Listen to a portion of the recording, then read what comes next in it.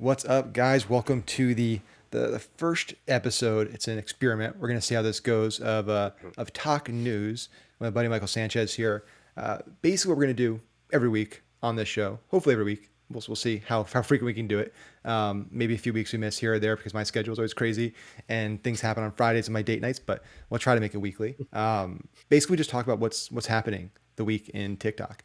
And because this is our first episode and because we're just getting started, we decided let's not just cover a week. Let's talk about what we think is going to happen for another year, maybe more than a year. And so Michael and I were talking about like, what should we do with the first episode? He said, let's do predictions, but let's do predictions and not share them with each other until like right before we actually shoot the episode. So we literally like for the last 5 minutes, we've been just chatting. We shared both of our lists, compiled them into a single list, and we're going to go through all of them. I have no idea how long this episode is going to be. Michael asked me, he's like, what do you think? Like, how long it's going to be? I was like, I have no idea. It's like, usually when I start new shows, I kind of just wing it and we see how it goes. And so it could be 20 minutes. It could be 40 minutes. It could be an hour. I don't know. It's a midnight for me. This is a late show. Everyone's sleeping. I'm up shooting an episode. This is how much I love talking about TikTok and love chatting with you. So let's, let's dive right in here. No intro music on our end. No need to do any intros about us, any of that good stuff. We have a lot of stuff to cover.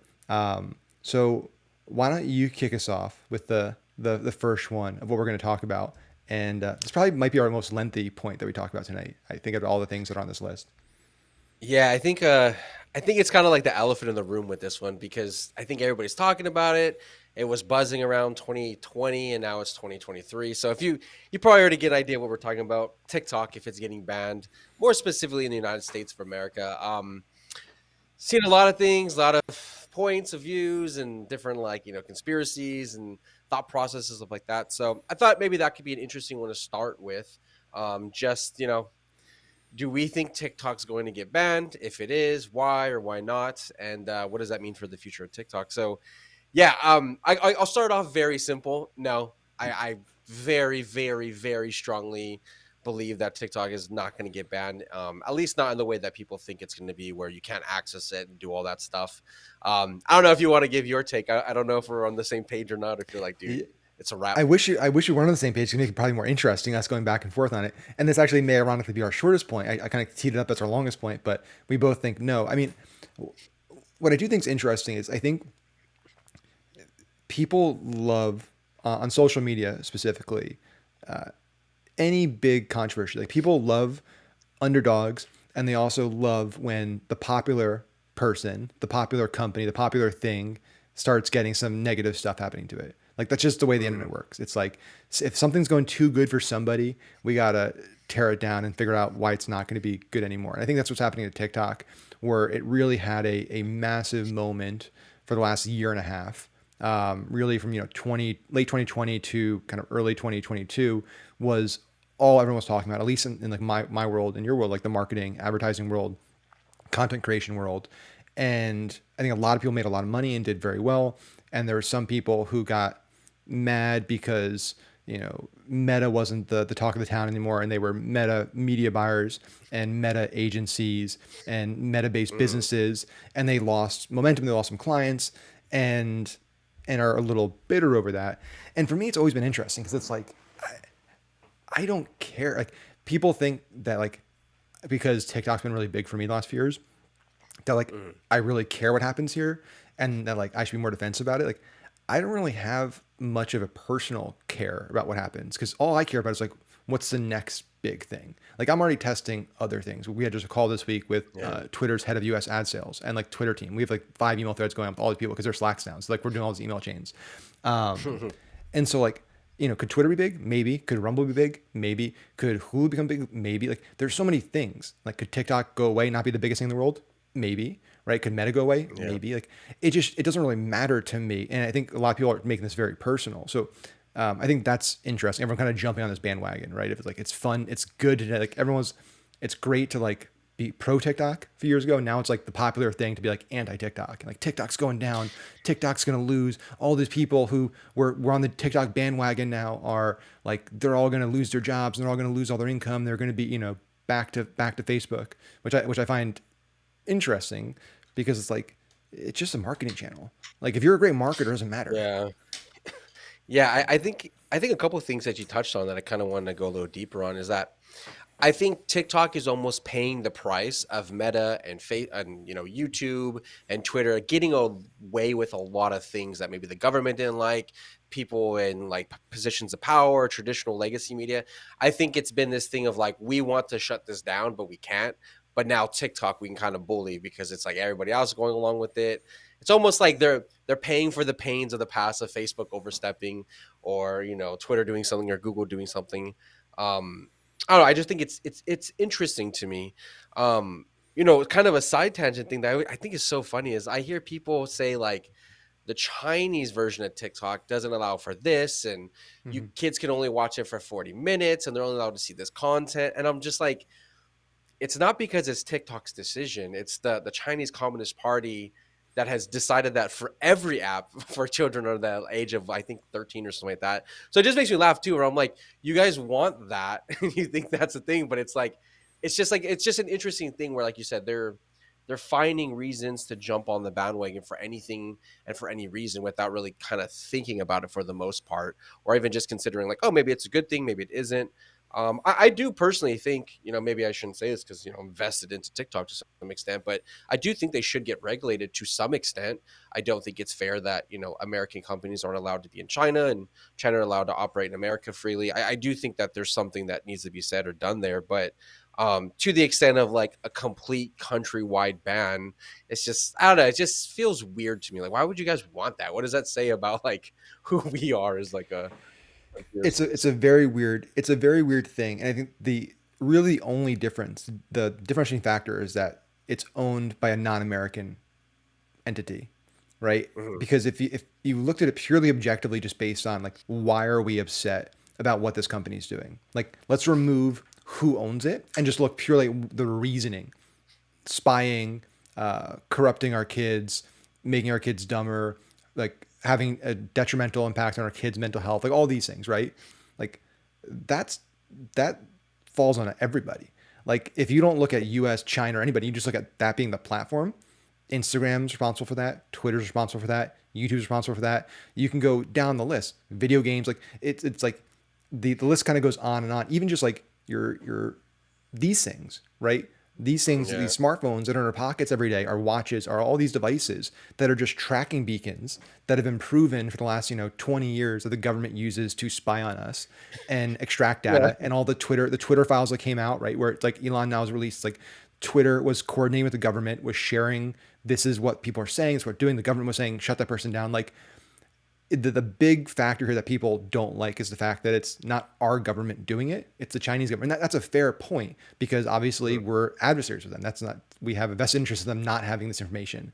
But I think it's like the reasonings need to apply uniformly across all companies. So it's like if you don't like Yeah. the fact that like these tech companies are spying on us and that they're using our data for nefarious means, and that the government's spying on us through it, and that it's hurting our children, like then we got to say, like, let's look at every channel. Let's put out some rules on every channel to protect children, to protect kids. Because as a parent, like I don't like I don't like TikTok. I don't like any social media platform as a parent. I think Yeah. it's done a lot of harm to our kids. But I think this goes to like, we'll kind of get to the point here of like why I don't think it's going to be banned and like what the outcome's going to be. Like they're trying to pass now. I don't know if it's Josh Hawley or I forget which member of Congress is trying to push a bill through to basically set a minimum age to use social media. So basically saying like you need to be 16 years old or 18 years old to use Instagram or TikTok or Twitter or whatever. And I just think like there's the underlying reason. And I posted a Twitter poll basically asking like, do you agree with this or not agree with this? And it Mhm. was like 90% of people said they agree with it. And I think what's Yeah. like dicey about this is like, in theory, yes, but like look at the history of any time this happened, whether it's rap music, whether it's video games. Every Mhm. decade there's a boogeyman that the older people, the parents, think is corrupting the youth, and they say that we need to get rid of this. The violent video games was a big one when I was growing up. Violent video games are going to create a generation of kids that are going to be zombies and go out and kill people and do all kinds of crazy things. Rap music, the same thing. And so I think it's like it's easy to say that like this is what the outcome is going to be, and it may be that outcome, but like the options of enforcement become tricky because like how do you even enforce that, right? Like, how do you Yeah. logistically enforce that? And this goes to the point of TikTok. It's like, and I created a video about this a while ago where I said, like, here's the reasons why it's not going to happen. I'm sure you have other reasons you can add to this after I share. Like, first of all, you need to assume that our government can uniformly agree on anything. And right now, they kind of are agreeing. They're kind of bipartisan support that we need to do something.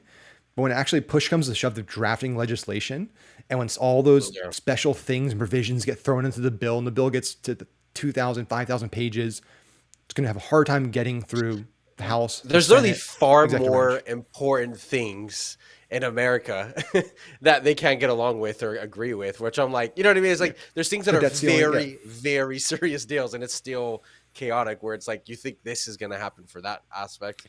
Yeah. Couple quick before we kind of transition out of like the thing you were saying earlier, when you're talking about spying and kind of being universally applied. I was on some Instagram post. I thought it was funny because it was talking about TikTok and spying and how it might be dangerous, etc. And I was looking through the comments, and one guy who was from France, he said, "Now you know how the rest of the world feels about all of Americans' tech and social media companies." And I was Exactly. like, "That's a really good point," because if you think of all the social media laws and regulations and legislations and GDPR, a lot of it's just because of American social media companies. Like it's just we're doing these very things to the entire rest of the world. I just think it's ironic and funny that it's We just like control the it one, though. like you said.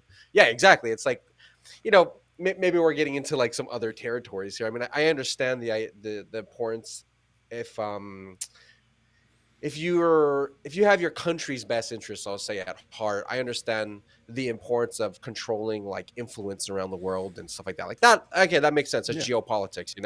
But geopolitics aside, I'm like, you can't say this thing when Facebook overthrew Egypt's government from, I think it was Facebook and Twitter, led to the reason why Egypt's government was changed and fundamentally different. Not a bad thing, probably a great thing, but it's just interesting that it's like this tool that objectively has 100% corrupted different parts of the world. Like, oh, it's good, it's fine.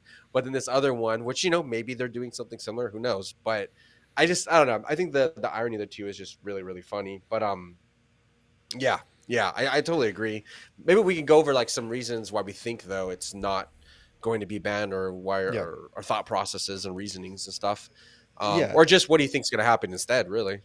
Yeah. I mean, so I talked kind of a little about just like political gridlock, but like the other thing, and there's a few big ones. So one is the the numbers for children on TikTok, the stats. I think it's 107 minutes per day the average kid spends on TikTok worldwide, globally, which is double. It's like almost double Snap, which is the second on the list.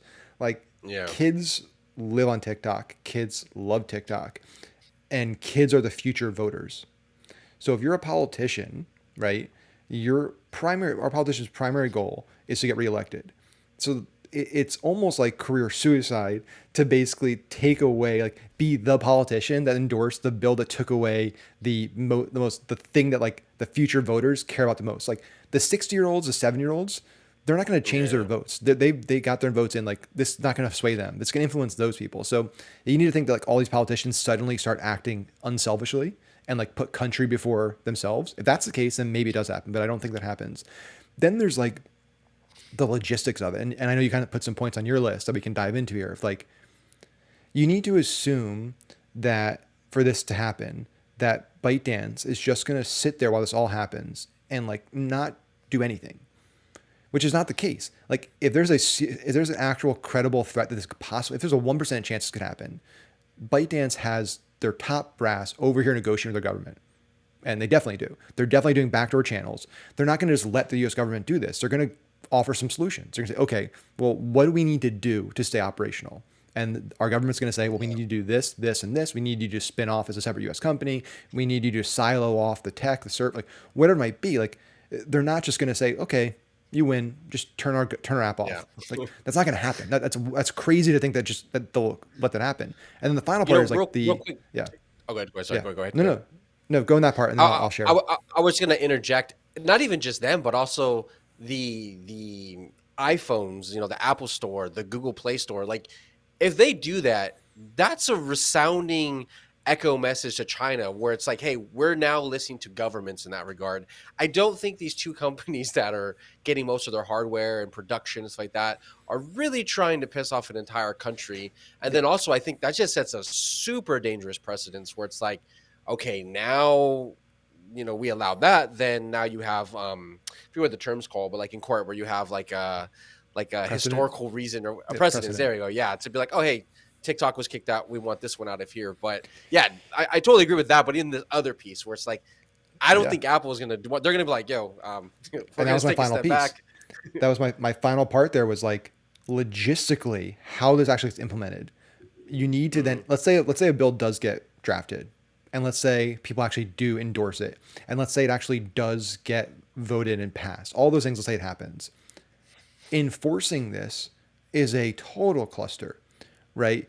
Because even if you just somehow are able to like remove the app from both app stores and prevent people from side loading it and using VPNs and using all their things, it doesn't just remove you. You can't go onto somebody's phone and take an app off their phone. It just Mm-hmm. makes it can't update it. Like it's still going to be on their phone. It just won't be able to update anymore in the future. So like, and then what you said, this is where it gets really interesting. So I just read an article actually like an hour before we hopped on that said like Howard Schultz and Starbucks, the new CEO, actually the new CEO of Starbucks, is in this like really precarious position where their biggest growth market is China. They're going to have more stores and more profit from China than the United States by 2025. Apple, huge partner with China, and they're moving some stuff to Taiwan, other countries, but still right now a lot of devices made in China. Most of our biggest companies and most influential companies are totally dependent on China. Totally, that's where their growth is. And so you need to assume that like Tim Cook and Schultz and these people are going to be like, yeah, we're okay. Because like what'll happen if they make U.S. companies like Google and Apple remove the app, China's totally going to retaliate. You know what they're going to do? They're going to say, you know what, Starbucks, those 9,000 stores you have and all that stuff, we're just going to confiscate it. We're just going to take all your stores and you can, good luck trying to get it back from us. And they're going to do the Yeah, same what thing. are you gonna Apple, do? yeah, all the factories here where we have all your IP and tech and all that stuff. We build all your phones. We're gonna nationalize it. We're just gonna take it over. We're gonna create our own China Apple, and we're gonna like China can just do that. What are we gonna do? We're gonna go to war over it. Like, and so I think a lot of Yeah. people don't think about that. It's like, okay, you can throw that rock, right? Where it's like we're gonna remove TikTok. There is a lot of geopolitical risk to doing that. And we have a lot more to lose than they do because all of our biggest companies' growth is happening there. And then it's also going to happen in any other countries. But like, yeah, I think, we kind of move on to the next point after this, but like, I think it's all smoke, no fire. I don't think I would put it almost at like a 0% chance. I'm never going to be definitive and say totally zero, but like as close to zero as possible. Beyond just what's happening with the government devices, which already was a thing. That's not news. Government officials Yeah. shouldn't have Twitter and Facebook on their government phones anyway, or TikTok. Well, yeah, that was, I think, an interesting segue. Is like, maybe what would it look like if it did get banned? I don't think it's going to be what anybody's thinking it's going to be. Like, I think it's just going to be a forced, selling of IP or fracturing off or some kind of an IPO or something. I think the idea of them, I think it's actually a smart strategy politics wise that they're banning it or trying to push it from like college campuses because like it's not even that it's banned from college campuses. It's just from the Wi-Fi. Like Yeah, that's it. If you exactly. just turn off your Wi-Fi, you have it. So I think this is like a very clever way of like looking good in sense of like, oh, they're being proactive, they got it off Yep. great, but in reality it's like it didn't really do shit. It just looks good. It scores like political points for your party, or it's a good talking point, or just like I guess your career of like, I was the guy who got it banned from universities. But at the same time, that and the government's like, dating apps are banned, gambling apps are banned, like online like casino games and like local casino apps, they're banned. They're not allowed to be on these devices anyway. So it's like when I heard that, I was like, it sounds crazy, it sounds scary, but then when you look at the list of things that aren't allowed on government phones, it's like, oh Yeah, it's well, not new. Old okay, news. like yeah, like okay, it's not like actually as big as you might think it might be. Yeah, I don't know. I just think it's kind of interesting just the way that people's perceptions are. And just hopping on the gravy train of like hating something or not liking something. Again, not even to make this about TikTok, just in general. Like I see that with like when everybody was shitting on Snapchat, then everybody made fun of it, and now Snapchat isn't growing exponentially, but they're doing pretty damn good, and now nobody really cares anymore to say anything. But yeah, maybe we could just talk about like we already talked about why we think it won't get banned. What do we think will happen, or what are some reasonings why, aside from the ones we mentioned, quickly, why we don't think it will be or what's going to happen? Um, I guess I'll go first on a couple. Yeah. One, I think they're going to IPO. We're already seeing ByteDance do stock buybacks. We're seeing people, well, not people, but we're seeing Chinese companies being reallowed to IPO in Hong Kong. Just, I think, a few days ago, it was. ByteDance wanted to know who were American citizens or what employees worked in certain parts of the country, and for them to file their taxes so they can get like vested stock options in the future. So I think there's a lot of like signs that they are going to do it voluntarily before it gets a little bit crazy, or like something happens and now they're on the back foot. I'm pretty damn certain this year they're going to IPO, or they're going to do some version of that. And then, whatever that looks like, servers are here, they're being routed a certain way, data's being siphoned so that the companies can search through them. And then that's going to be it. Everybody's going to forget about it and just kind of Yeah. move on with their life, I guess. Yeah, I agree. I think it's like there's really not much to talk about there because I personally don't think it's going to get to that point where they're going to need to make drastic steps. I think at most you'll have some type of maybe oversight board. Maybe there's some independent third party auditors on the U.S. side of the business that like review code and review the app and make sure there's no shit in there backdoors that are just from the CCP that are spying. Like I think there might be something like that, which I think is like valid. I think like that. I don't think that's a Mm-hmm. very like crazy thing to ask for. I think especially if you're China, it's like, hey, okay, do it. We already got it. They collected all the data they needed. It's like at this point, it's like we'll clean it up. We'll put a wall in there that we can prevent us from seeing stuff, and we'll keep running and making money. Um, Yeah. yeah, and I don't think the last thing. Let's go on to like some content stuff here, like original shows, programming, licensing deals. Um, is like the assumption that China needs TikTok as this like great spy. Like they literally just flew a balloon over our country for like a week. Like China, like they have like both countries, all of us. We have spies. We have all kinds of other sources of data. Like they don't need TikTok. Like it's a great source of data, but like they don't need it. Like it's not the end all be all for Chinese espionage to get into the I United States.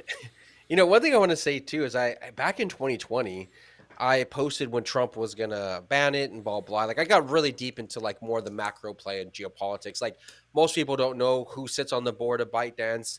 They don't know. Like I think three of the chairs are from Sequoia Capital in America. So like obviously they're not about to lose all their investment. But one thing that I pointed out then, and it's grown even more, is there's a lot of Chinese owned companies in America that people don't even know is Oh owned by yeah, a company in China, or they have like, a majority stock. One of the ones I think is so funny is that all of the Zoom servers go to China. It's a Chinese company. Yeah, the guy made it here in America, but everything is in China. And I'm like, you guys are nervous about this, but you guys are having our government officials literally using Zoom for like court cases yeah. and Corporate meetings, different big like elected. companies.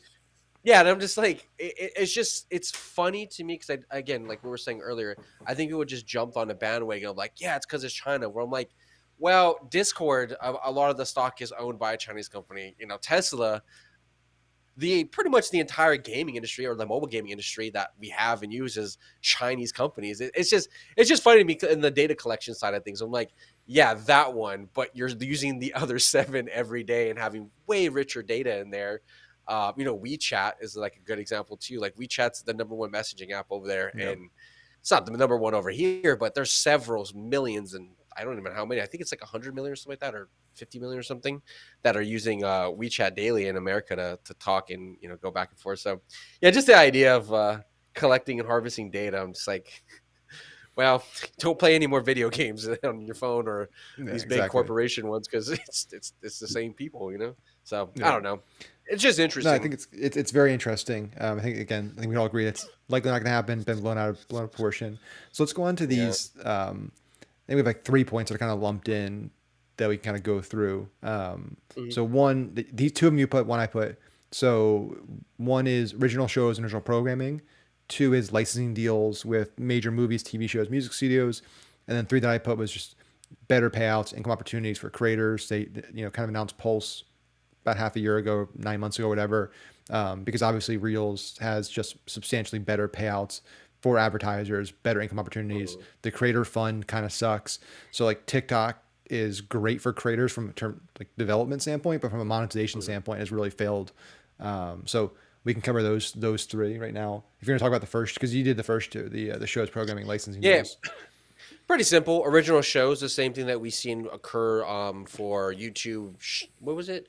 YouTube Red back in the day when Yeah, they launched YouTube Red. They had all these other features, but then it was like we're using original shows and original programming. So what I mean by that is, their own homegrown talent, their own creators for news, their own etc. You already see that actually at a lot of these movie premieres and a lot of TikTok events. They will use creators that are TikTok famous to go to the red Grammys and carpet. do a Yep. live show, and it's smart, but it's also like kind of brilliant on top of that, where it's like, oh, they're almost training these people to build a personality, to build a brand, to get to a certain level, to be like, oh, hey, now you're part of the TikTok network or whatever, or we're going to give you some unique opportunity to some extent.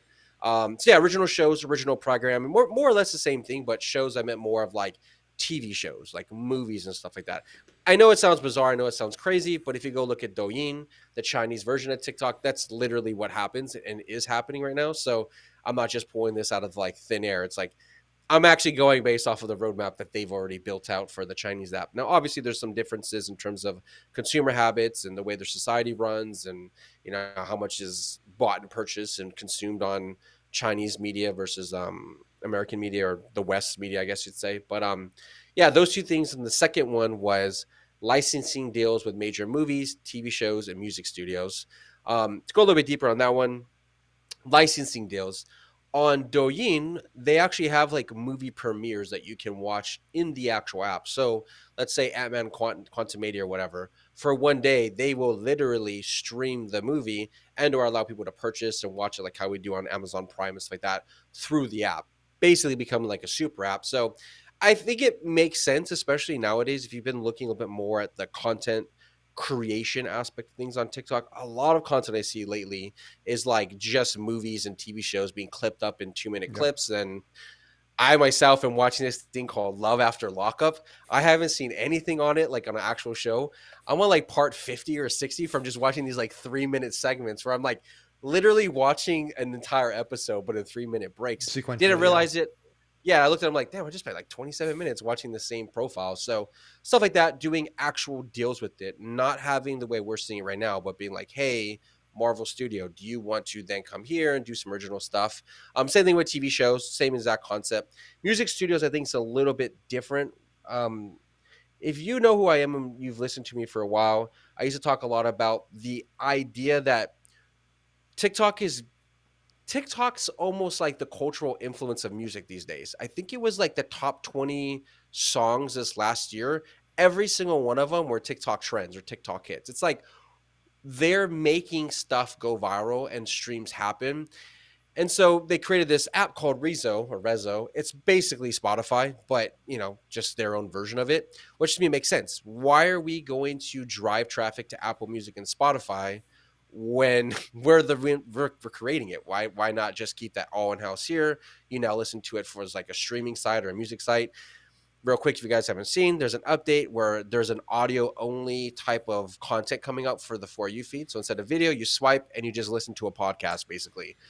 Why not? Why wouldn't they do that? So yeah, music studios creating their own artists, creating their own streaming service, creating their own platform for music in general, where you don't have to go anywhere else. And why have to pay the music labels to license the music when it's like, no, you're going to pay us to be on our app because Yeah. we can guarantee you'll be a number one hit versus Spotify collecting all that money. So yeah, those are two ones. I talked a little bit faster. I don't know if you want to chime in on those two No, or it's just all move on to the good. next point. Yeah. And I think what's great about our dynamic, why I'm excited to do this show together, is like we both bring unique perspectives. One from the organic side of the app, one from the paid side of the app. And I think between the two of us, we were able to cover like a much deeper breadth of topics and dive Mhm. deeper and have some interesting conversations on it.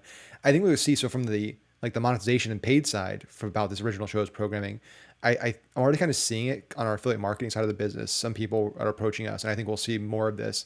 Is a like roll up of big topic pages. So like at makeup, at food, like these big accounts that are just massive, and they just all they're like the influential topic for like beauty, for food, for health and wellness, for travel, where you're going to see more and more people kind of acquiring all the big pages and then Mm. basically packaging them together and letting advertisers leverage those pages and the influence and following for either organic or paid through Spark.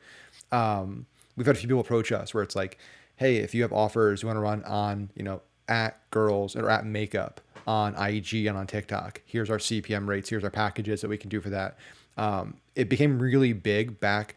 I don't remember if you remember back in the days when Facebook, when like pages were really big and like Zuck Yeah. was pushing like build basically his big push like probably 8 years ago. It feels like 8 years ago was, we don't need news sites or anymore. Like put all your stuff on TikTok and we'll drive so much traffic to you and we'll give you you'll make so much money. And so like I knew a lot of companies that like they went all in on that and they built up or acquired like really, really big fan pages on Facebook that made tons of money. They were posting all those kind of like at Tasty. Remember those like really kind of virally videos, and made tons I and made tons and tons of money. I made a decent amount of money. I was it's kind of embarrassing but funny. I made a Jersey Shore page when the first season came out because at the time they didn't care. Like there was no official like Yeah. entity wasn't on there. Kind of like how TikTok kind of is right now. But I made a Jersey Shore page and all I would do is post like clips and photos. And then every third or fourth post, I would just do the DVDs and then I would just do an There affiliate you for go. it. So people Yeah. were thinking it was the official one. I'll put like the calves are here and then I'll put the link to the thing and I'll go check my affiliate. Like, cool, I just made like $80 or whatever. But Yeah. but And there's then one people day I doing woke that up big. and that shit was snatched. They took it and they gave it to him and I was like, yo, what? But I couldn't. You can't do Yeah. anything about it. So that happened, and then what eventually happened is they just changed the algo and screwed all these individuals, like all these companies. I had a few buddies that Yeah. like built pretty large companies that like venture funded, and like they were doing serious revenue, and like their business basically went to zero overnight because that algo change on pages and reach.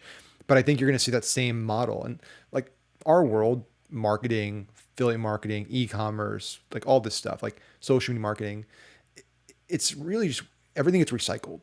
There's like not a lot of true genuine disruption innovation. It's like this is Mhm. what happened when the internet first started, and then when social media became big, and now with this, like people just kind of take the thing that worked and they apply it to the new Yeah. tech platform, the new social platform. And so I think you're gonna see it with TikTok, where just more and more people buying up these handles, buying these accounts, and then using them as, hey, you want to run on my account? This is what our rates are. So I think we'll see more of that in addition to all the stuff you just talked about, like original shows and programming, and all the studios. I think that's really exciting.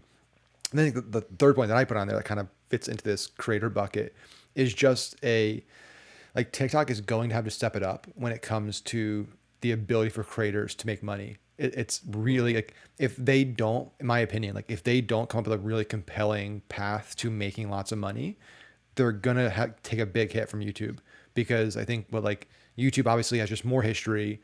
They are pretty equally as sticky. Like content consumption there is pretty massive, especially for kids. And Shorts has just exploded. And Shorts is offering just great monetization for creators. Whereas like the creator fund, I mean it's garbage in terms of what you can make per video. Mhm. And so Pulse, I know they teased at their last year's kind of big TikTok event, and basically it was if you're 100,000 plus followers, you have the ability to kind of not work directly with big brands, but big brands can basically pay extra to place ads before or after your content, because your content is so influential and so good.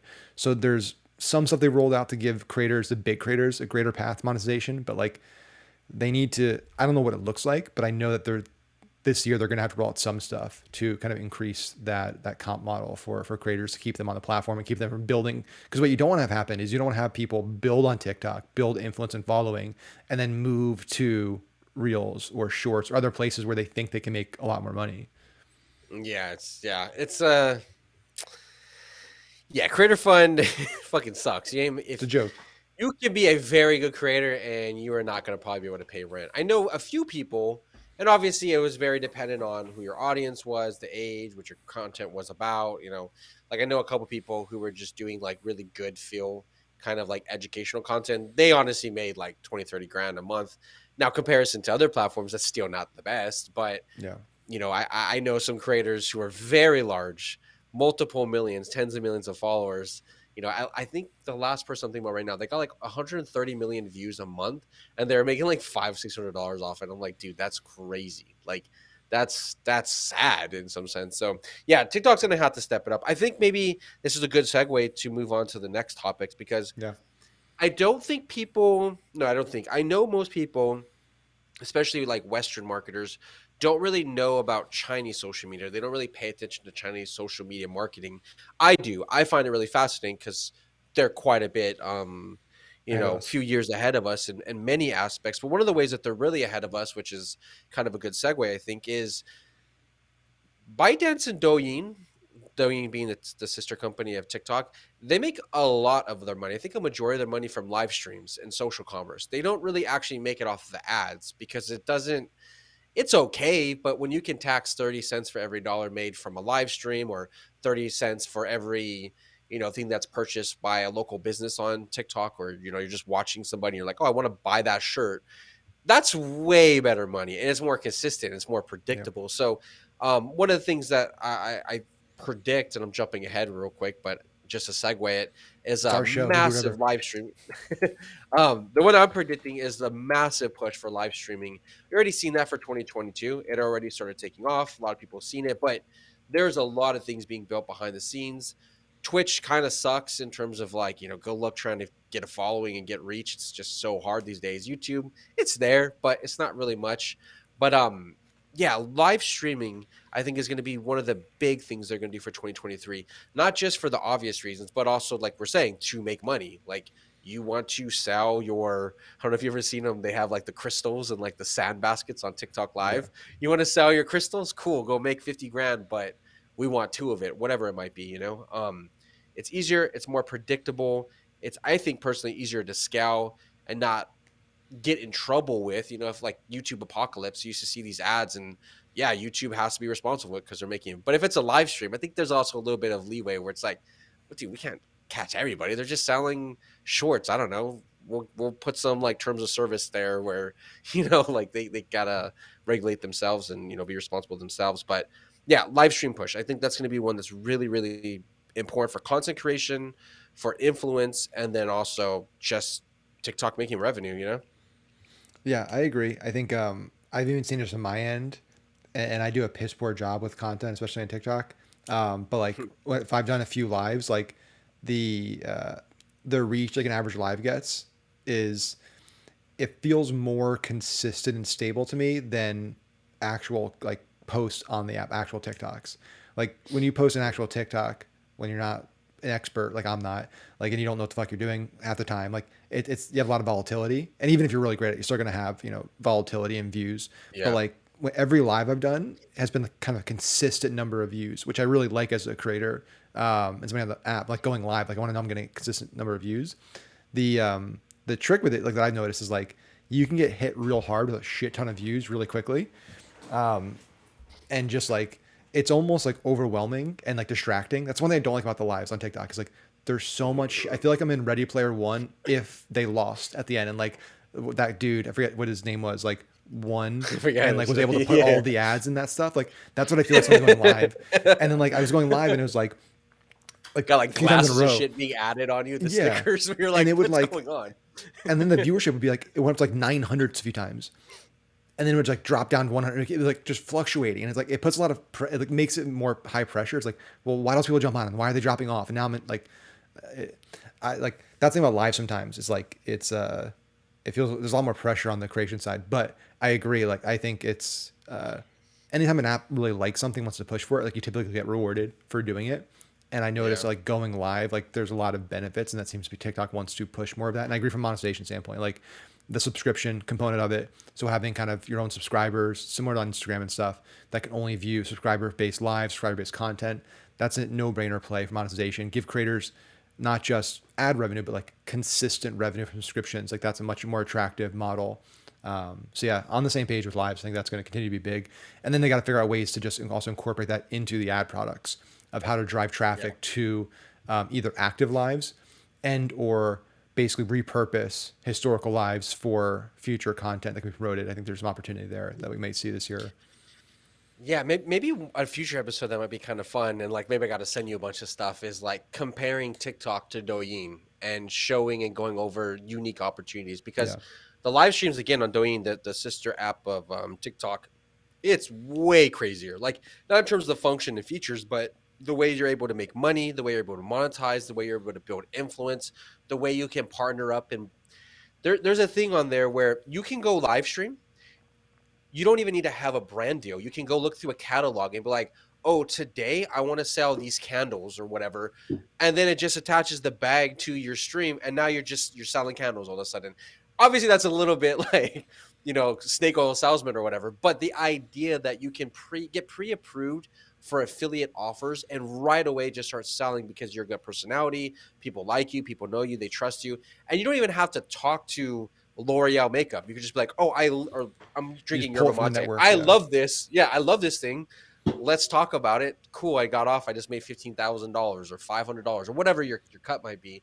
Stuff like that. I think might be kind of interesting for a future episode to be like, you guys really want to know what's going to happen in 2024, 2025? Like, come over Yeah. here. Like, come check this out. That's a whole nother. Yeah. I think we should definitely dive deeper into that in a future episode because that's a topic like Instagram and Facebook have flirted with that. They had some stuff like a year and a half ago where they're talking about some basic affiliate stuff for creators.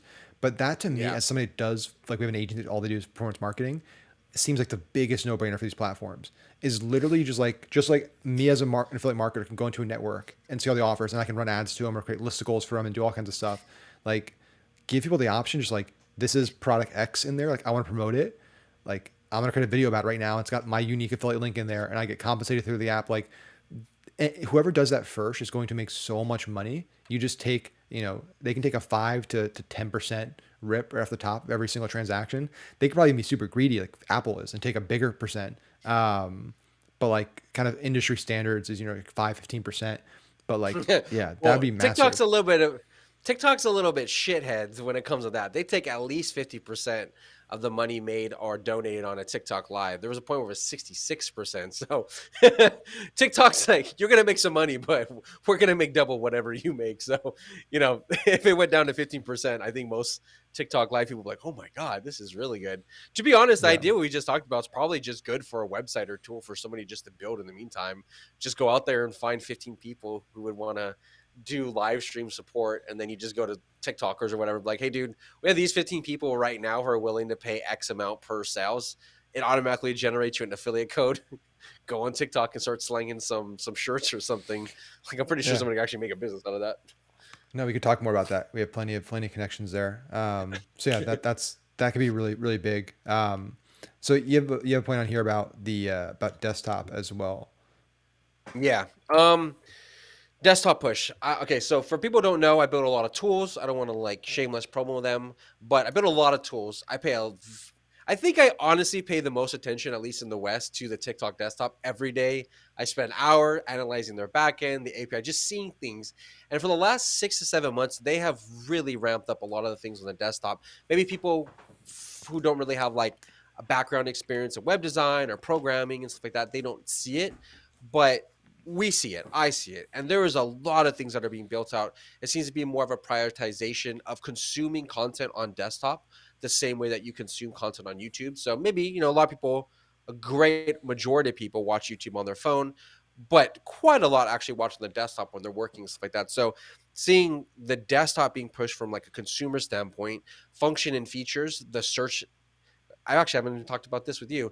There seems to be something being built on the search mechanism of TikTok desktop behind the scenes. So the same way that you kind of filter on LinkedIn or you can filter on YouTube and stuff like that seems to be on the cusp of coming out on TikTok. So yeah, and then the other part too is just live streaming. It's like you said, very difficult to pay attention to the live stream and have a good live stream on your phone. But if you can do it on your desktop through their software or through some kind of cloud based service software that you could just tap into and have multiple screens like OBS. It's just a better experience for the viewer and the streamer to be able to have access and use those tools. So yeah, very very big push for TikTok desktop for 2023. And, shout out to us. We got quite a lot of tools and stuff being built for it and Yeah. already built for it. So if and when you jump on that TikTok desktop for whatever reason, Uh, just look for the stuff. You'll find it. Again, I don't We want to got you shameless covered. promo anything. No, we should. Yeah. We'll be throwing tons of stuff in here. We'll be promote. This will just be a giant ad. We I forgot to tell you guys. It's actually not a show about teaching. It's just we're just gonna shamelessly plug everything that we have to sell throughout the entire Right. show. Um, yeah, I Every agree with topic both we talk those. about leads Yeah, to a just product. yeah, just have every 5 seconds there's just an ad. Just the most ads in record for a show. Um, so yeah, I agree with both those. I think search continues to be bigger on the platform and more robust because it's just a popular discovery mechanism for younger people, especially. Um, so then long form, I definitely agree with this, and I think this is what's interesting. Like you're seeing, and it's happening on Instagram right now, where you're seeing more and more people going back to posting images and people going back to posting carousels, and again, it's like my point earlier in the show, where it's like everything is cyclical. It's like images used to be hot, and then it was videos, and then it was short form videos, and then everything became the Hermosi style video that Ryan always popularized, that everyone jumped on. And I think what you're seeing now is like short form has gotten so commonplace that people are now like, I want something different. And you've seen this explosion over the last year to 2 years in Rogan's been, I've been following for a lot longer, but like really a mass explosion of the long form podcast that Rogan's popularized, where you have, a 3+ hour show. Then you have guys like Lex Friedman that have come on after Rogan that are doing 4 hour shows. Then you have people like, Crystal and Saga from Breaking Points that are doing long form shows. You have Jordan Peterson. You have a lot of big creators that are going the opposite route and they're creating very long form shows that have no cuts, no edits. They're just raw, authentic, long form discussions. And I think people really are craving that. So yeah, I agree. I think long form video becoming, and I don't think it'll ever be that extensive in terms of length, but like I think the wave of like everything being 15 seconds, 30 seconds, I don't know how much more longevity that has in terms of being like the most popular format. I think you're going to again see longer form, more valuable, more educational stuff that goes deeper into topics. Um, yeah, so I'm on the same page with that one. When I saw that notice, I was like, I totally agree because I'm seeing it. Like I'm seeing it happen just on the content we're putting out, It's funny. I think we might actually have our first little bit of a not disagreement, but slight difference or variance. which is I good. think by the end of 2023, more than 50% of the content on the FYP will be over 3 minutes. I think by the mid 2024, most of the content that people are wanting to consume on TikTok will be about 5 minutes long. I know that sounds weird. I know that sounds bizarre. Again, if you look at Douyin over in China, a lot of their content is like an hour long, 30 minutes long, 20 minutes long. I don't think people really realize and remember that YouTube used to be TikTok in the sense of short form video. It wasn't long. 10-minute videos, I think, only came out like a few years ago, or the ability to go over 10 minutes only came out like so long ago, where it's still even YouTube in its infancy stage of being able to have more than an hour. I think the longest you can have is 23 hours or 24 hours. But like now, I think we think of YouTube as long form. But for depending on how old you are, YouTube used to just be 3 minute Yeah, videos or 2 minute videos or 1 minute videos. So I actually think in my like slight variance opinion is that I 1 hour will come out for TikTok. I don't know if 1 hour will be the most popular consumed thing, just like how YouTube, it's obviously still not that. But I think more people are going to be happy with that 3 to 5 minute mark for a piece of content. Maybe just to give you guys some ideas real quick on like why I think that. I think TikTok has done two things very brilliantly in terms of preparing us and getting us used to long form content without us realizing it. One, the playlist feature came out for TikTok where you could add several videos around a singular topic.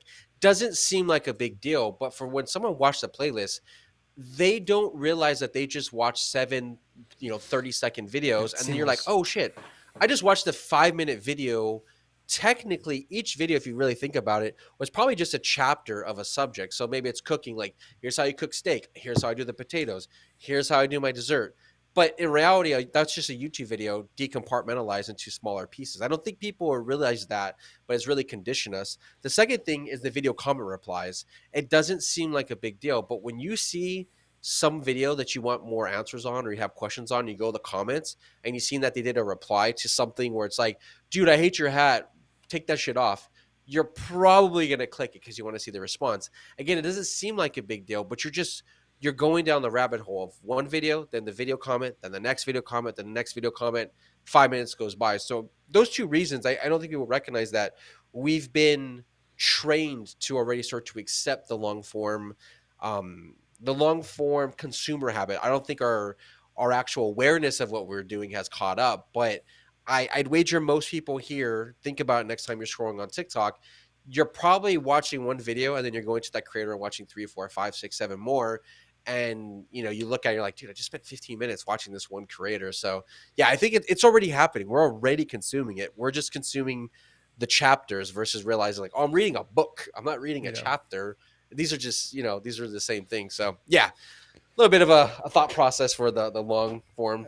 Yeah, I think we're on the same page here. Yeah, it's yeah, how big the super long form actually ends up getting is the big question. This actually brings up this is something I didn't put on the list, but I've been thinking about it. And I don't know if it's actually, I don't consider this a prediction because I don't think TikTok will actually do it, but I think it's more of an idea that I think TikTok should do from the ad side, which seems like a no-brainer, is giving advertisers the ability to drive traffic to playlists instead of to like, Mhm. because they have the community interaction objective, which allows you to basically drive profile visits or kind of followers and subscribers. But it's all based on one piece of content. Like to me, if you're a marketer, like how cool would it be if you could create specific playlists that are just like breaking people's like objections down, agitating problems, like giving value, giving value, giving value, and then having pitch, but like doing it in a series of videos. Because that's been a Mhm. powerful thing for marketing since for a very long time is these like video funnels, sequential funnels, where you're each video kind of hitting on different pieces of it. You could even have almost like a mini VSL you could have in there. But to me, like that would be such a cool unique thing that other platforms can't touch because that playlist feature is such obviously like YouTube has playlists, but like it's such a unique thing to TikTok, the way the playlist is structured and the way it flows where Yeah. people don't really know it's going video two, video three. It's just kind of like it just happens because it's so seamless. But yeah, I think it's just a net benefit going longer because the problem is like super short form content is that it it can be hard sometimes to provide like valuable content in such short Mhm. formats. Where like for me, it's I've always struggled because I go on tangents and I can rant and like it's hard sometimes for me to take a complicated idea and condense it down into 30 seconds without losing people. And so like having that's why I've been more inclined to creating YouTube content lately. It's like because I can just shoot something for 10, 15, 20 minutes and go deep and people want to watch it, they watch it, they don't, but like they can get what they need to get from it. It's always been a struggle to like 30 seconds, every second needs to be carefully kind of thought out. I need to make sure I'm saying the right thing, doing the right thing in the start, in the middle. That's what I mean, as marketers, we have to do that. But it's like Mhm. having more wiggle room to share and less pressure to like, I need to condense a important message into such a short package. I think it's like a net benefit for users and for creators. You know, I think that long form content already is right now, but even more importantly, going to get more important towards connecting with your ideal customer, ideal consumer. And what I mean by that is we had a client, he does health and fitness, and his thing is he focuses on getting women, this is his specific niche, women over the age of 55 that are entrepreneurial, that are business women who are kind of at the later stages of their career and they want to get fit and stuff like that, and just all the stuff that happens at that age. Does it, I mean, it's very hyper Mm-hmm. specific, but what we found was when he did short form content like under 30 seconds, those videos flopped, mega flops. Like I'm talking like 30, 40 views. Every video, not every video, but most of the videos that he did over 3 minutes got millions and millions of views. And when we really looked at the comments, what I thought was really interesting was that, and it makes sense that his ideal audience didn't want a 20-second little, here's a great food to eat. They wanted something more digestible, something that Mm-hmm. really gave them education, that was really helpful and informational. Maybe because just the way they think, or they're these are like high power, like owners of companies like that. They need more information to digest to just make a decision or whatever. So we thought that was interesting because in the comments they were just like, thank you, finally someone who's breaking it down in a scientific way and blah blah blah, which I thought was very interesting, and I think is going to happen more and more with the long form and this idea of like the playlists and agitators like that, where I think for certain niches 5 minute videos are actually probably required, because if you're targeting an audience of, let's say they're targeting you about a sales technique, you don't want a 20-second technique. you probably are going to skip past it and be like, dude, whatever. But if it was like, for example, you said Alex Ramosi, if it was like a 5 minute video showing how he handles like an objection on a sales call, you're probably going to watch that. But for my brother, he's like, dude, I don't want that shit. Just let me see him slam dunk the sale and I want to move on or whatever. So I think long form is going to become more crucial depending on the niche or even depending on the subject. I was learning how to cook something the other day. I didn't want a 20-second video. I went on YouTube because I really wanted to see every single stage The of whole how thing. that chicken was supposed to be cooked. I didn't want like and then it's like done. I wanted like, okay, it's getting brown. Okay, let me check that out. So yeah, I just thought that might be kind of interesting to think about for yourself if you're a content creator or it's for your clients or whatever it might be. Think about like who is this demographic and do they really want short form for this specific topic or for who they are? Or maybe that 1 minute is better, or that 5 minutes is better, or whatever it might be. Yeah, 100%. All right, let's go to the next one here. So you have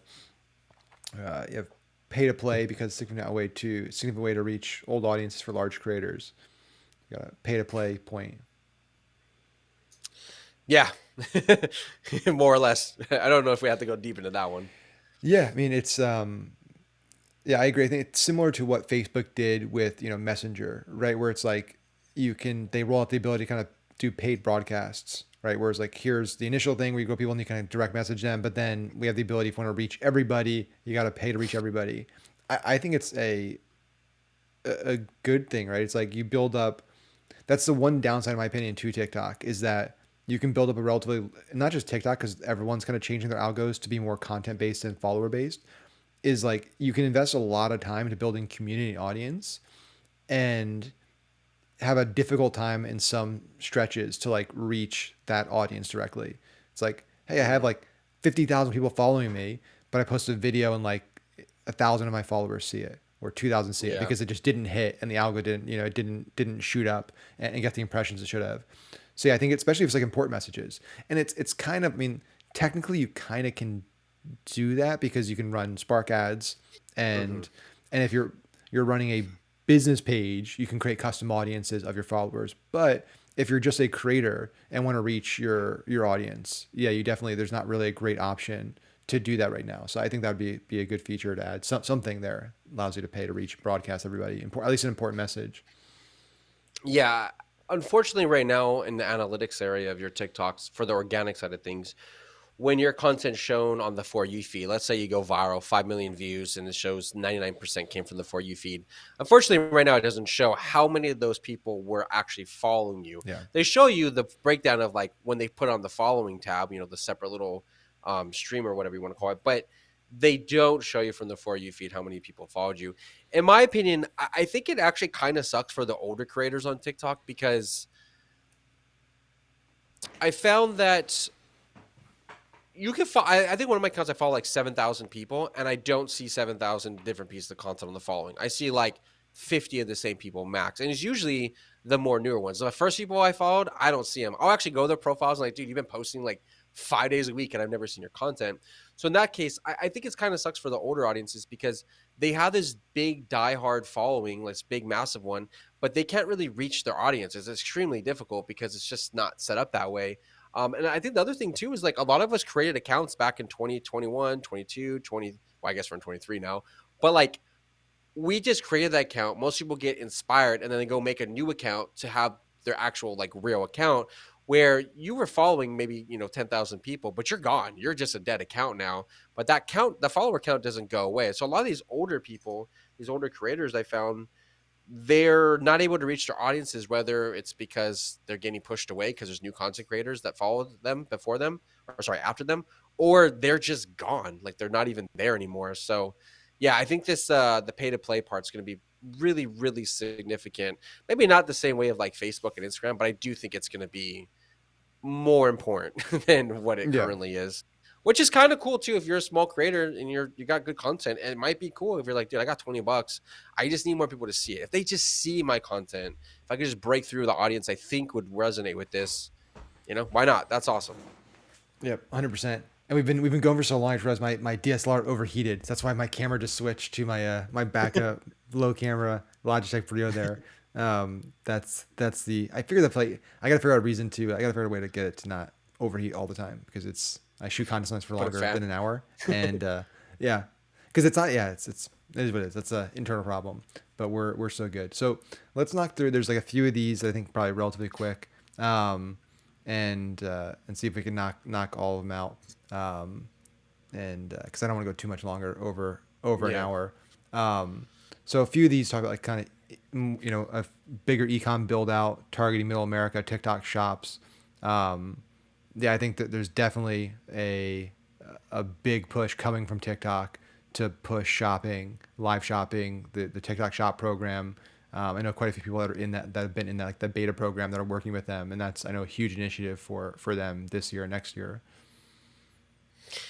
I think it's two parts. One, TikTok's already building the infrastructure to have their own kind of like Amazon shipping, more or less, Yeah. transportation, storage, and all that stuff. So that's obviously smart. They don't have to rely on third parties.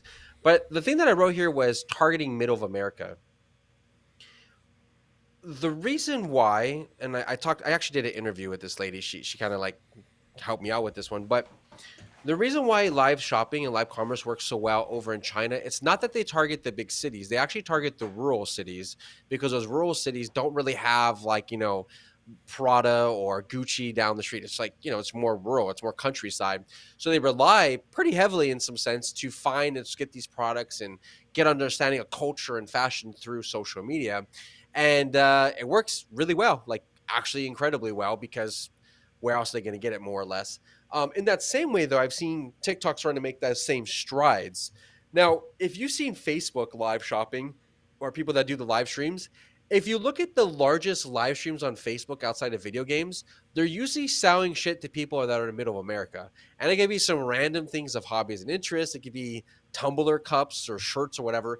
It doesn't seem that big a deal, but even with what we see right now, what we have in America, the ones that sell and do really good are these like small mom and shop boutiques that are targeting middle of America. So, with that being said, I think a lot of the TikTok shops, the ones that are going to do really good for the live streaming, are going to be ones that people are focusing on those types of customers and Yeah. those types of products, not the like, I got these $1,200 shoes. It's like, dude, no. It's not It's going to not work. happening. Like people aren't going to Yeah. buy that.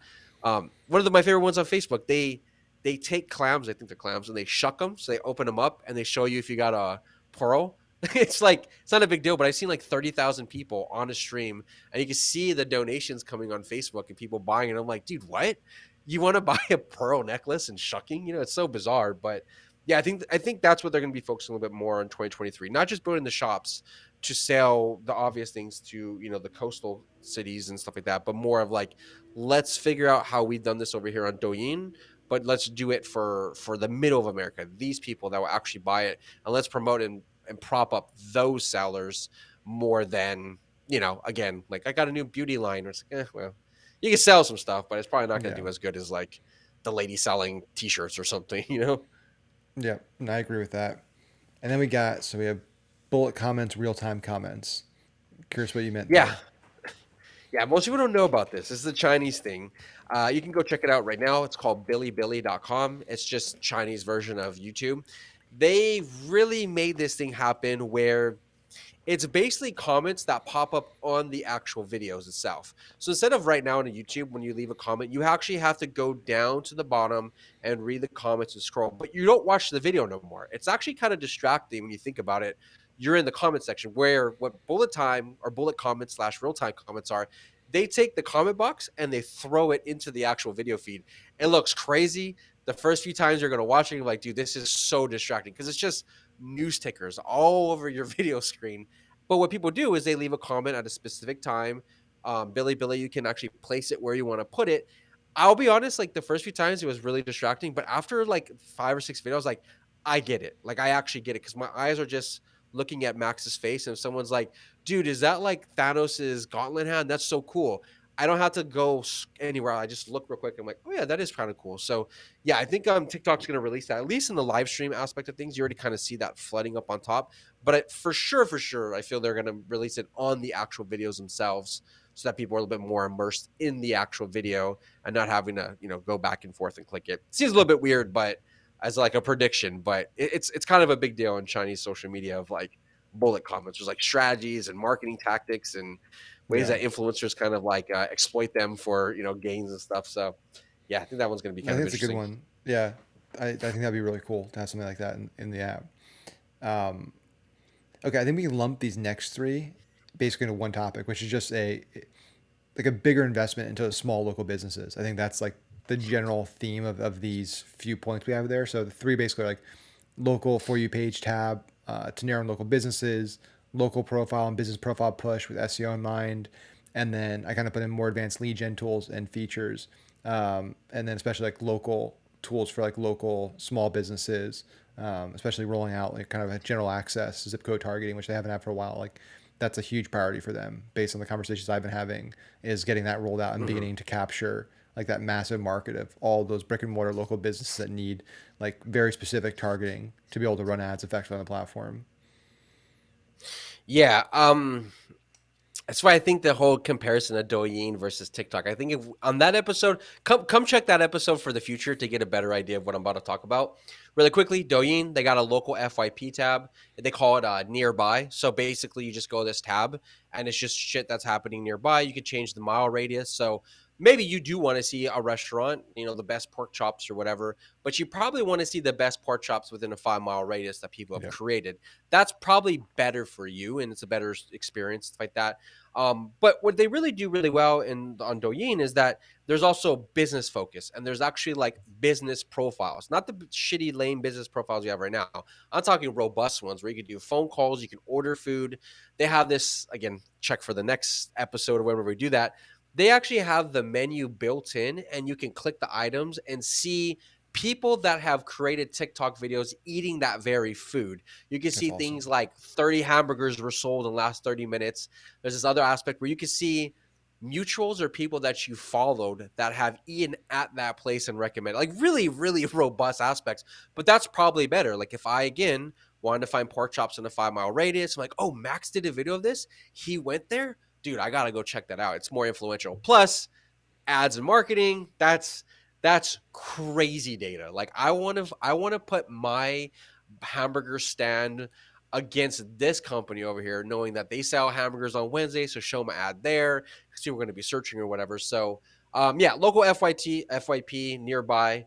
The second one I'll just really quickly say is the SEO, local profile, business profiles. Everything I said sounded good, but they also have a business profile. So like actually, if you're a business, not just getting a link in bio, but the ability, at least for the first stages, to put like a phone number, to put an address, to put maybe what your menu selection is. You're already seeing that a little bit tested. I think it's in the Philippines where now you can add like almost like a mini website tab in your actual profile. So you click it and you just kind of fill out your information or whatever. But yeah, business profiles with more of the SEO in mind, more focused on nearby, blended together with that FYP tab or the nearby tab, so you can find more specific things. When they do that, everybody's talking about that whole Google search SEO. To me, when that rolls out, now that's like ooh, because that's basically Google Local or Google Places that they're Yeah. essentially building out, but possibly better. It's like Google Places and Local merge with YouTube all of a sudden, and you can see content in association with it. Yeah, I think that's a huge, obviously, potential from just the organic side of it, but then from the paid side of it, like the Mm, search product hasn't really taken off on the ad side for a variety of reasons. One, just there's not any keyword targeting. It uses the algo to basically predict keywords. Like there's a lot of weaknesses there, yeah. but also it's like there's a level of intent, but it's also so broad. But yeah, if you had the option to like have both local for you page, but also like local option in search, or if I'm searching for like best car dealership or best place to do this, and like the first video in that grid on search for local is like a local car dealership or a local gym or a local restaurant, that becomes a much more valuable search ad placement that has much higher intent. And businesses get better results because of that. That's why people love Google search on the ad side, because it's so specific, it's so far down the buying cycle. Yeah, I think that's going to be huge, and it's again, it seems like a no-brainer to just roll out more Yeah. precise, more specific, more local ad targeting and business features there. So Yeah, let's it'll go be into pretty yeah, interesting. I don't think people know what's I don't think people know what already exists and what the yeah. capability and functions are already being tested, let alone when it comes out. I think people are gonna be like, oh my God, TikTok is gonna be so if anybody's listening right now, maybe you start to create a new agency or a new offering of like, we're going to focus on local businesses or local content creators, because that's when it becomes interesting. It's cool going viral across the country for your local like macaroni store or something, but when you can do that locally and you can drive sales and collect information and export that Yeah. into email sequences, that's when, and that's organic. I'm not talking about the paid. That's just organic side of things. Yeah, if That's you're the when it local becomes foodie that fun. like just is the person that goes to all the food places in your local city, like yeah, there's some huge opportunities there. Yeah. So let's kind of wrap with the. I'm going to lump in kind of my final three topics. I think they all Yeah. just Yeah. fall under Go the same for it. umbrella. So basically, what I put is like more basically automated AI based tools for the ad side. So from media buying, creative generation, and then also integrating deeper integration with CapCut for more advanced editing in Ads Manager. So like at a super high level, TikTok rolling out a thing called Smart Performance Campaign. They recently rolled out, still in beta, I believe, auto creative generation. Um, and basically, what these are just built around is like taking as much of the work off the advertiser's plate and letting TikTok and the platform do a lot of the heavy lifting. And also reduce some of the friction that advertisers have on the platform, which is really like creating enough output in terms of creative to continue to run effectively on the platform. That's one of the biggest roadblocks and hurdles people have on TikTok as an advertiser. So like auto creative generation, for example, it has like a automatic ability to detect when creative is fatiguing and pulls from like a back catalog. Basically, you upload a lot of stuff, and then it basically pulls from either back catalog of ads that haven't run in a while to run them in their place, or it looks historically at what the best like text overlays, the best variations, the best effects were, and like will alter your best performing video that's fatiguing, but like make variations of it to run.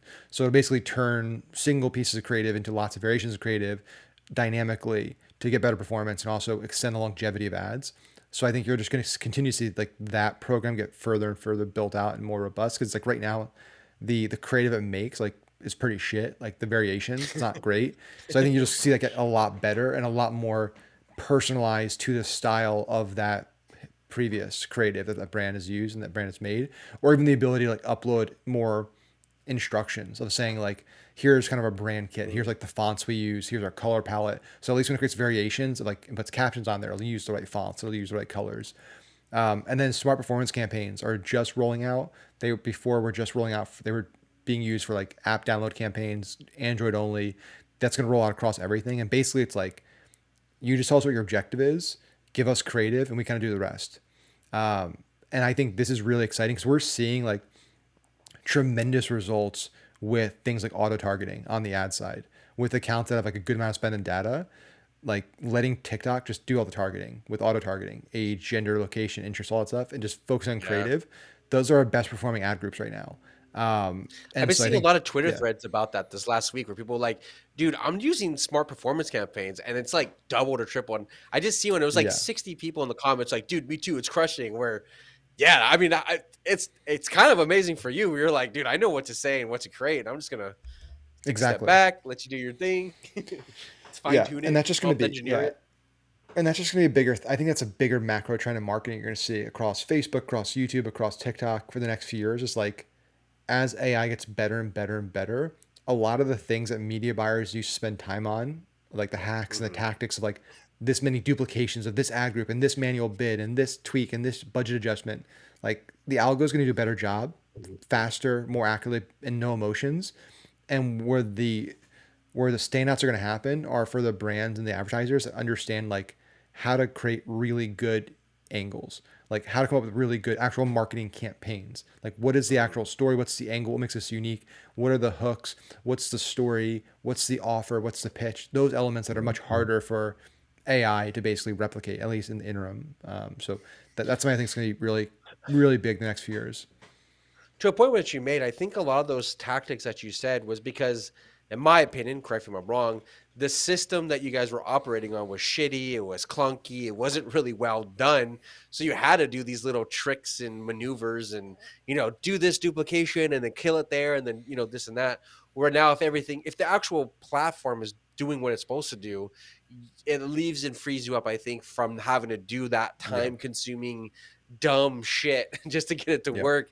Or like you said, now you can just focus on what you wish you could have done probably 5, 10 years ago. Where it's like, dude, we just want to write a good script and a story and focus on that versus being like, okay, put the automated rules and naming conventions this way so that we Yeah.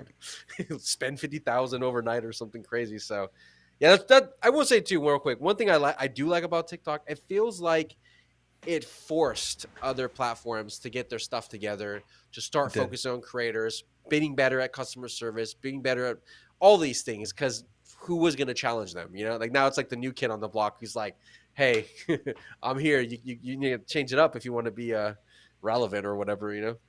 Yep. And that's the final point we'll wrap with this. Like, even like the whole, we'll kind of go full circle on TikTok being banned. Like, even if TikTok did get banned, like, or it could be banned, it's almost irrelevant because you still need to learn how to run TikTok because everybody's copy TikTok. So like Mm. the influence that TikTok has had in terms of the content and the algorithms, all that Meta's changed to, YouTube changed to, like what works there is working on these platforms. And so again, like if TikTok went away tomorrow, like TikTok's imprint and their legacy on marketing right now is at least going to be around for another few years. Like eventually things will change, right? There's always things that are the mainstay of marketing change, but like it's forced everybody to adapt. And so it really doesn't matter like what your thoughts are on TikTok. It's like you don't have to, I don't care if you run an ad on TikTok or do anything TikTok. It's like, but if you market anywhere else on social, like you need to understand it because that's what works and that's what resonates. I used to say this like a year or two ago. People were like, I hate TikTok. You won't catch me on TikTok. I'm like, if you watch any short form content on any other platform, you're watching TikTok. It's something Yeah. I wrote a tweet thread about, and it actually did pretty well.